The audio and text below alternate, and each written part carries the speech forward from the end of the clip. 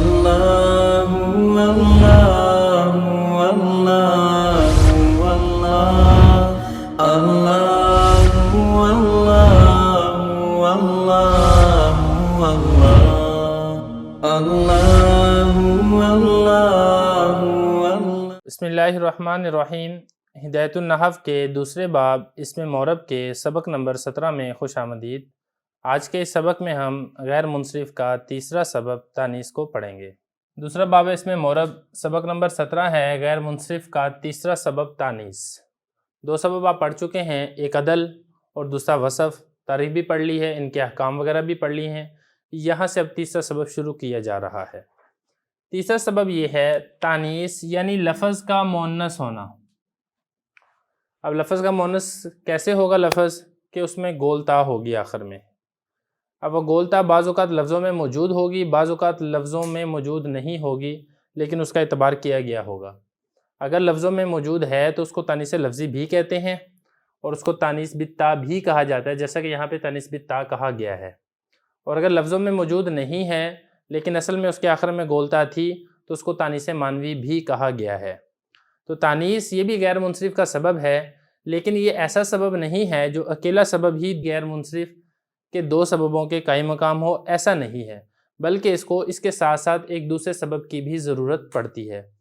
اور وہ دوسرا سبب کون سا ہوگا وہ یہاں پر فکس ہے، یعنی ایک تو یہ ہو گیا تانیث، اس کے علاوہ جو باقی 8 اسباب ہیں ان میں سے صرف اور صرف علم ایسا سبب ہے جس کا تانیث کے ساتھ آنا یہ لازمی ہے۔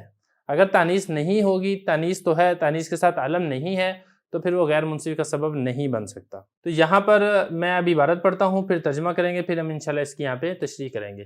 اما التانیث بالتاء فشرطه ان يكون علما كطلحة وكذلك المعنوي ثم المعنوي ان كان ثلاثيا ساكن الوسط غیر اعجمی یجوز صرفه وترکه لأجل الخفة ووجود السببین كهند وإلا يجب منعه كزینب وسقر وماہ وجور والتانیث بالالف المکسورة كحبلى والممدودة كحمرى ممتنع صرفهما البتة لأن الالف قائم مقام السببین التانیث ولزومه۔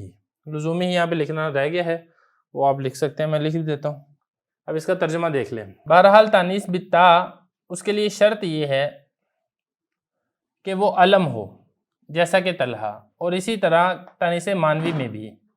ثم المانوی، پھر تانیث مانوی، ان کانا ثلاثیا، اگر ثلاثی ہو، ساکن الاوسط، درمیانی حرف ساکن ہو، غیر اجمی ہو یعنی عربی ہو، تو جائز ہے اس کا منصرف پڑھنا اور ترک منصرف پڑھنا یعنی غیر منصرف پڑھنا، خفیف ہونے کی وجہ سے اور دو سببوں کے پائے جانے کی وجہ سے، جیسا کہ ہند، وگرنہ واجب ہے اس کا منع صرف پڑھنا، غیر منصرف پڑھنا، جیسا کہ زینب اور سکر، ماہ اور جور۔ اور تانیث الف مکسورہ کے ساتھ، جیسا کہ حبلہ، اور الف ممدودہ کے ساتھ، جیسا کہ ہمراہ، اس کا غیر منصرف پڑھنا منع ہے، اس کا منصرف پڑھنا منع ہے یقینی طور پر، اس لیے کہ الف قائم مقام ہے دو سببوں کے، ایک تانیث اور دوسرا لزوم تانیث۔ دیکھیں ذرا، یہاں تک یہ ہو گیا تھا کہ تانیث بالتا اس کے لیے شرط یہ ہے کہ وہ علم ہو، جیسا کہ طلحہ۔ اب اس کے آخر میں دیکھیں گول تا ہے اور ایک اس میں مؤنث ہے، دوسرے اس کے اندر سبب علم کا پایا جا رہا ہے، لہذا یہ دونوں سبب مل کے غیر منصرف اس لفظ کو بنا دیں گے۔ وَكَذَلِكَ الْمَانَوِي، اسی طرح تانیث مانوی میں بھی علم کا ہونا یہ ضروری ہے۔ جس طریقے سے تانیث لفظی میں علم کا ہونا ضروری تھا، اسی طرح تانیث مانوی کے اندر بھی علم کا ہونا ضروری ہے۔ اگر تانیث مانوی کے اندر علم نہیں ہے تو پھر یہ غیر منصرف نہیں بن سکے گا۔ آگے دیکھیں، ثم المعنوی ان کان ثلاثی، یہاں سے ایک اور مسئلہ بیان کیا جا رہا ہے۔ وہ مسئلہ یہ ہے کہ ایک خاص صورت ہے جس صورت کے اندر لفظ کو آپ منصرف بھی پڑھ سکتے ہیں، غیر منصرف بھی پڑھ سکتے ہیں۔ وہ خاص صورت کون سی ہے؟ اس خاص صورت میں یہ ہے کہ نمبر 1 تانیث مانوی ہو، تانیث مانوی، نمبر 2 ثلاثی ہو، ثلاثی ہو مطلب 3 حرفی ہو، نمبر 3، اور وہ 3 حرفی ایسا ہو کہ درمیانی حرف ساکن ہو۔ تانیث مانوی ہو، ثلاثی ہو، درمیانی حرف ساکن ہو، نمبر 4 غیر اجمی یعنی عربی ہو۔ اگر کسی لفظ کے اندر بیک وقت یہ چاروں شرطیں پائی جائیں گی، میں دوبارہ دہرا دیتا ہوں، نمبر 1 تانیث مانوی، نمبر 2 3 حرفی، نمبر 3 درمیانی حرف ساکن، نمبر 4 عربی کا لفظ ہو، غیر اجمی ہو۔ جب یہ 4 شرطیں پائی جائیں گی تو آپ اس کو غیر منصرف بھی پڑھ سکتے ہیں اور آپ اس کو منصرف بھی پڑھ سکتے ہیں۔ پہلے ہم آتے ہیں کہ اس کو منصرف کیوں پڑھ سکتے ہیں۔ تو جب یہ 4 شرطیں اکٹھی کسی لفظ کے اندر پائی جائیں، یعنی وہ 3 حرفی بھی ہے، درمیانی حرف ساکن بھی ہے اور عربی کا لفظ بھی ہے، اجمی نہیں ہے، تو وہ پڑھنے کے اندر آسان ہوتا ہے، خفیف ہوتا ہے، زبان کے اوپر اس کو ادائیگی اس کی آسان ہوتی ہے۔ تو خفت کی وجہ سے، زبان پر ادائیگی کے سہل ہونے کی وجہ سے اس کو آپ منصرف پڑھ سکتے ہیں۔ اور غیر منصرف آپ اس کو کیوں پڑھ سکتے ہیں؟ کیونکہ 2 سبب پائے جا رہے ہیں، ایک تنیث مانوی ہے اور دوسرا اس کے اندر علم ہے، لہذا اس کو غیر منصرف بھی پڑھا جا سکتا ہے۔ اب عبارت دیکھ لیں آپ، ثم المانوی، پھر تنیث مانوی، ان کانا ثلاثین، یہ پہلی شرط ہے کہ 3 حرفی ہو، نہیں بلکہ پہلی تو چاہے آپ مانوی کو پہلی شرط بنا دیں یا چاہے آپ اس کو بنا دیں پہلی شرط، وہ آپ کی مرضی ہے۔ نمبر 2 ساکن الاوسط، درمیانی حرف کیا ہو اس کا؟ ساکن ہونا چاہیے۔ نمبر 3 غیر اعجمی، غیر اجمی ہو، مطلب کیا ہو؟ عربی کا لفظ ہونا چاہیے۔ یجوز صرف ہو، جائز ہے اس کو منصرف پڑھنا۔ ہو ضمیر جو ہے نا یہ لوٹ رہی ہے تانیث مانوی کی طرف، کہ اس تانیث مانوی کو منصرف پڑھنا جائز ہے۔ کس تانیث مانوی کو؟ جو ثلاثی ہے، ساکن الاوسط ہے، غیر اجمی ہے۔ وَتَرْکُہُ، اور اس کا ترک منصرف بھی پڑھنا جائز ہے۔ ٹھیک ہے، یہ جو ہو ضمیر ہے یہ بھی اسی طریقے سے مانوی کی طرف لوٹ رہی ہے کہ اس کا منصرف پڑھنا بھی جائز ہے اور اس کا ترک منصرف یعنی اس کا غیر منصرف پڑھنا بھی جائز ہے۔ اب یہاں پر اگلی بات دیکھیں، یہاں پہ 2 دلیلیں بیان کی ہیں۔ ایک پہلی دلیل یہاں سے یہاں تک ہے، لِأَجَلِ الْخِفَّةِ، یہ پہلی دلیل ہے، اور دوسری دلیل یہاں سے ہے، وَوُجُودِ السَّبَبَيْنِ۔ یہ 2 دلیلیں 2 الگ الگ حکموں کی ہیں۔ 2 حکم میں نے آپ کو بتایا نا، ایک حکم میں نے آپ کو یہ بتایا تھا کہ اس کو منصرف پڑھنا جائز ہے، اس کی دلیل یہ ہے لِأَجَلِ الْخِفَّةِ، خفیف ہونے کی وجہ سے، زبان پر ادائیگی کے سہل ہونے کی وجہ سے اس کو منصرف پڑھنا جائز ہے۔ وَوُجُودِ السَّبَبَيْنِ، اور یہ دلیل ہے اس کی ترک منصرف کی۔ اس کی دلیل کیا ہے؟ یہ وَوُجُودِ السَّبَبَيْنِ، غیر منصرف پڑھنا کیوں جائز ہے؟ 2 سببوں کے پائے جانے کی وجہ سے۔ اب اس کی مثال ہے ہند۔ اب یہ ہند دیکھیں، پہلی بات تو یہ ہے کہ یہ ہند تانیث مانوی ہے، کیونکہ لفظوں کے اندر آپ کو گولتا نظر نہیں آ رہی، لیکن مانوی طور پہ اس کے اندر گولتا موجود ہے، وہ لمبی تفصیل ہے، یہاں پہ بتانے کی ضرورت نہیں ہے۔ اور دوسری بات دیکھیں، یہاں پہ پہلی بات تانیث مانوی ہے، دوسرا 3 حرفی ہے، ہا نون دال، اور 3 حرفی میں سے بھی جو نون ہے، نون ساکن ہے، درمیانی حرف ساکن ہے، غیر اعجمی، عربی لفظ ہے، اجمی نہیں ہے۔ جب ساری شرطیں پائی گئی تو آپ اس کو ہندون بھی پڑھ سکتے ہیں، منصرف، زبان پر ادائیگی سہل ہے، اور چونکہ اس میں دونوں شرطیں پائی جا رہی ہیں، ایک تنیث مانوی بھی ہے اور دوسرا علم بھی ہے، لہذا آپ اس کو غیر منصرف بھی پڑھ سکتے ہیں۔ ٹھیک ہے، تو یہ تو تھا پہلا حکم تنیث مانوی کا، یہ ساری شرطیں پائی جائیں گی تو آپ اس کو منصرف اور غیر منصرف دونوں پڑھ سکتے ہیں۔ نمبر 2 دوسرا حکم، وَإِلَّا، وگرنہ، یعنی اگر ایسا نہ ہو تو پھر اس کا غیر منصرف پڑھنا واجب ہے۔ کیسا نہ ہو؟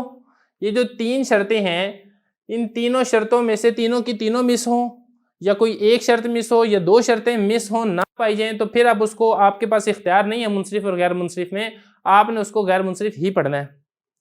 ٹھیک ہے، وَإِلَّا، وگرنہ، یجب، واجب ہے، منعہ، اس کا منع صرف، اس تنیث مانوی کا منع صرف پڑھنا واجب ہے۔ جیسا کہ زینب، اب مثال دے رہے ہیں ساروں کی۔ پہلی شرط ہماری تھی کہ ثلاثی ہو، اگر لفظ ثلاثی نہیں ہے، رباعی ہے، تو پھر آپ کے پاس اختیار نہیں ہے، آپ اس کو منصرف نہیں پڑھ سکتے، آپ نے اس کو غیر منصرف ہی پڑھنا ہے، جیسا کہ زینب۔ اب زینب کے 4 حرف ہیں، زا یا نون با۔ نمبر 2 دوسری ہماری شرط یہ تھی کہ اگر ثلاثی ہے تو درمیانی حرف ساکن ہونا چاہیے، لیکن اگر ساکن نہیں ہے، جیسا کہ سقر، یہ جہنم کے ایک طبقے کا نام ہے، دوزخ کے ایک طبقے کا نام ہے، تو درمیانی حرف اگر متحرک ہے تو آپ نے اس کو غیر منصرف ہی پڑھنا ہے، آپ اس کو منصرف نہیں پڑھ سکتے۔ نمبر 3 تیسری شرط یہ تھی کہ غیر اجمی ہو، عربی کا لفظ ہونا چاہیے، اگر عجم کا لفظ ہے، اجمی لفظ ہے، تو پھر آپ کے پاس اختیار نہیں ہے، جیسے کہ ماہ اور جور، یہ عجم کے 2 شہروں کے نام ہیں، تو چونکہ عربی لفظ نہیں ہے لہذا آپ اس کو غیر منصرف ہی پڑھیں گے، آپ اس کو منصرف نہیں پڑھ سکتے۔ ٹھیک ہے، تو یہ تو تھا دوسرا مسئلہ، وَإِلَّا يَجِبُ مَنْعُهُ، وگرنہ اس کا منع صرف پڑھنا واجب ہے اگر ان تینوں شرطوں میں سے کوئی شرط مس ہو۔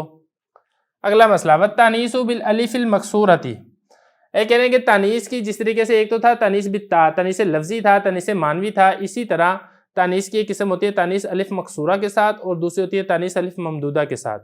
الف مقصورہ کیا ہوتا ہے؟ نارملی میں آپ کو سمپل بتاتا ہوں، آخر میں کھڑی زبر ہوتی ہے یا آخر میں الف ہوتا ہے، اس سے پہلے زبر ہوتا ہے اور اس کے بعد حمزہ نہیں ہوتا، اس کو کہتے ہیں الف مقصورہ، کسر والا الف، چھوٹا الف۔ اور الف ممدودہ کیا ہوتا ہے کہ الف ہوتا ہے، الف کے بعد آگے حمزہ بھی ہوتا ہے۔ الف مقصورہ کی مثال جیسا کہ حبلا، اب یہ دیکھیں آخر میں کھڑی زبر ہے اور اس کے بعد حمزہ نہیں ہے۔ اور الف ممدودہ جیسا کہ حمراؤ، یہ الف ہے، الف کے بعد آگے حمزہ بھی ہے، تو یہ الف ممدودہ ہے۔ تو یہ لفظ بھی مونس ہوتا ہے، جس لفظ کے آخر میں الف مقصورہ ہو، جس لفظ کے آخر میں الف ممدودہ ہو، یہ بھی مونس ہوتا ہے۔ بتانا یہ چاہ رہے ہیں کہ تانیث الف مقصورہ کے ساتھ، الف ممدودہ کے ساتھ وہ غیر منصرف ہی ہوگا، اس کے اندر کسی اور شرط کی ضرورت نہیں ہے، یہ اکیلا سبب ہی دو سببوں کے قائم مقام ہے، حتیٰ کہ اس کے اندر علم کا ہونا بھی ضروری نہیں ہے، کیونکہ یہ جو سبب ہے الف مقصورہ الف ممدودہ، یہ قائم مقام ہے دوسرے سبب کے۔ ایک سبب تو ہو گیا لفظ کا مونس ہونا، دوسرا یہ کہ اس کے آخر میں الف مقصورہ الف ممدودہ کا آنا، تو گویا کہ وہ الف مقصورہ الف ممدودہ اس لفظ کو لازم ہوتا ہے، تو ہم نے یہ کر لیا کہ چونکہ اس کے ساتھ لازم ہے، اس کے بغیر نہیں پایا جاتا، تو یہ قائم مقام ہے ایک اور تانیث کے، تو دو سبب پائے گئے، لہذا یہ لفظ غیر منصرف ہوگا، منصرف نہیں ہوگا۔ دیکھیں ذرا، یہ کہا وَالتَّانِيثُ بِالْأَلِفِ الْمَكْسُورَةِ، تانیث الف مقصورہ کے ساتھ جیسا کہ حبلا، وَالْمَمْدُودَةِ، اس ممدودہ کا عطف ہے مقصورہ کے اوپر، تانیث الف مقصورہ کے ساتھ، تانیث الف ممدودہ کے ساتھ جیسا کہ حمراؤ، ممتنعٌ، منع ہے صرفہما، ان دونوں کا منصرف پڑھنا۔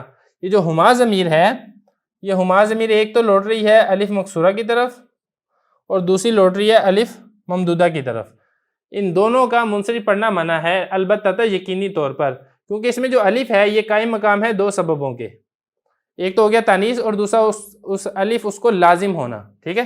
نمبر ایک تانیث و لزوم ہی، اور دوسرا یہ کہ الف اس تانیث کو لازم ہوتا ہے، اس کے بغیر نہیں پایا جاتا، تو یہ ایک سبب ہی دو سببوں کے قائم مقام ہے، لہذا یہاں پر اس تانیث کے سبق کا اختتام ہو رہا ہے، جس کے اندر میں نے آپ کو تانیث کی 3-4 قسمیں بتائی ہیں اور اس کے جو ہے میں نے کچھ احکام آپ کے سامنے ذکر کی ہیں۔